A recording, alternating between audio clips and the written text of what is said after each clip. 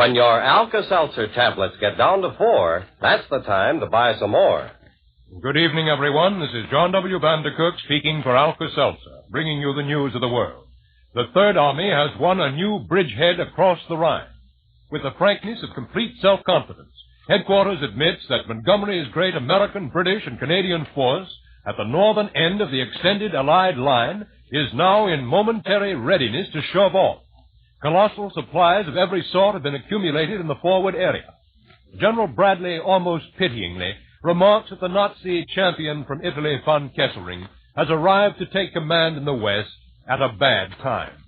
Nazi resistance at the edges of the confined First Army East Rhine bridgehead has begun to weaken.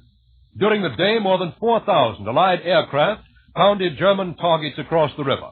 The Red Army has driven a wedge between the Nazi defenders of the twin Baltic seaports of Gdynia and Danzig.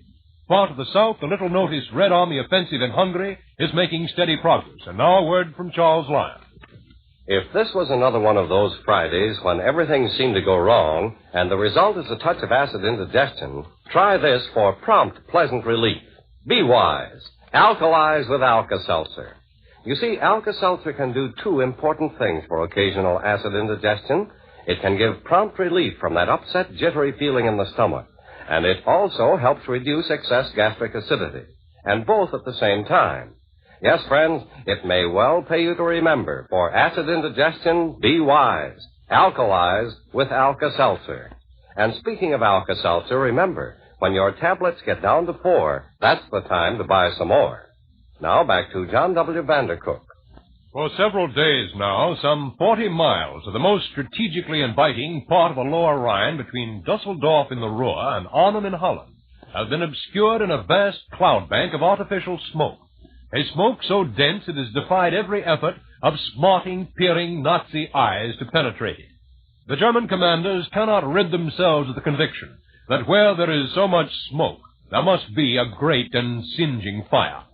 In that flat, war-torn region facing the level Westphalian plain, which leads into the heart of Germany, is concentrated the 21st Army Group under Montgomery.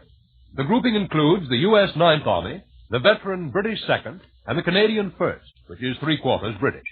Somewhere not far away is a proportion of General Hodge's 1st Army, and for good measure, the recently activated and still somewhat mysterious U.S. 14th.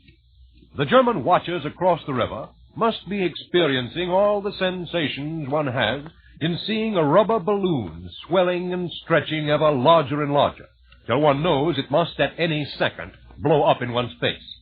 General Bradley urges us today to be neither optimistic nor pessimistic. One must virtuously try to obey orders. When that sane, level-headed, experienced commander goes on casually to remark that the Allied armies, massed solidly along nearly 225 miles of the Rhine's west bank, can now make a crossing most anywhere at any time. When General Bradley casually mentions that Montgomery seems to be ready to do just that, one does have a little trouble in keeping one's pessimism in first-rate shape. German reports indicate that numerous Allied patrols have already paddled across to look things over.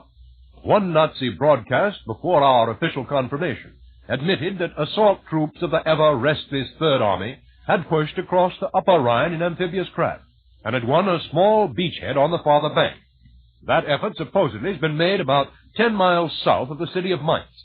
The significant point is the Germans are being compelled to keep on the alert all the way from the Dutch to the Swiss frontier.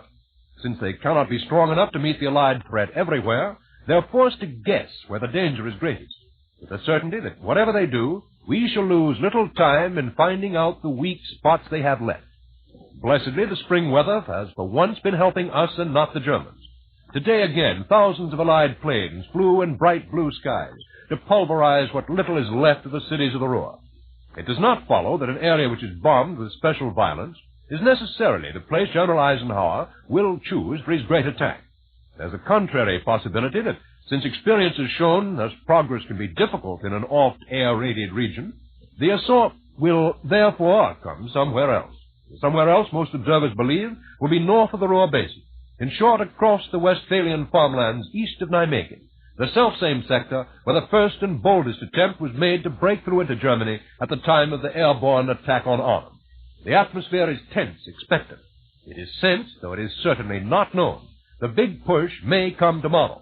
It may indeed already have begun. It's not a coincidence the Red Army is reported to be attacking in force and to have gained 6 miles on the near approaches to Berlin. Now to NBC in Western Europe.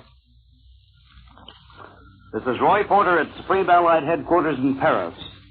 Headquarters in Paris has just announced that American troops have crossed the Rhine in another location and in addition to the Remagen bridgehead. The operation began yesterday, and Third Army troops crossed the river without air or artillery preparation. The bridgehead, which has not yet been located, is officially reported to be expanding and enlarging. And today has been another glorious day in the air. 4 of our fighters and bombers, and yet there are some things that we are advancing our Allied cause that I really can't talk about. We here in Paris have been listening to the German radio, too, and there is really nothing that I can tell you that's new. The Siegfried Line is being mopped up. As a matter of fact, it's come down to a kind of a police job where the MPs go out and round up the prisoners. And then on the other end of the line, I've heard stories today about American aviators being shot down behind the German lines and coming out with prisoners. It is, let's say, a very funny process.